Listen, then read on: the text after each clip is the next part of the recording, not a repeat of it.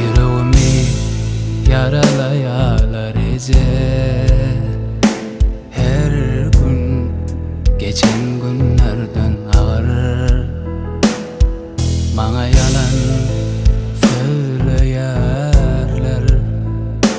her söz beni bir fikre salar. Her kim beni bir tarafa çeker, yara yara bu kalbim. Bir yanım günahsız sağlığım, bir yanım dertten olacak. Unutmak isteyen yüren ağır yollarımı, bir yanım ıkbal benim sevişer, bir yanım dertten olacak. Gece beni dinleyen yok, gerdenimde yüklerim köp.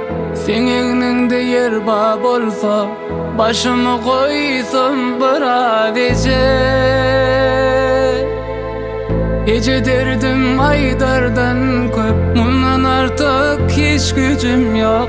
Bana derman bir sen mehrin, başımı okşa bir adece.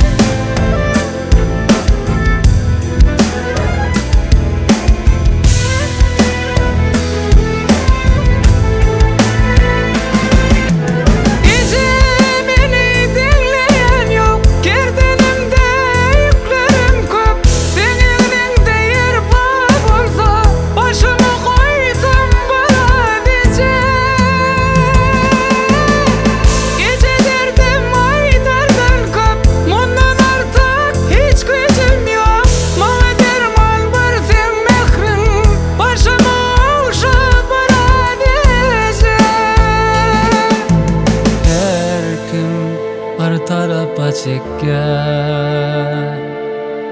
yara yara bu kalbim, bir yanım günahsız çağalığım,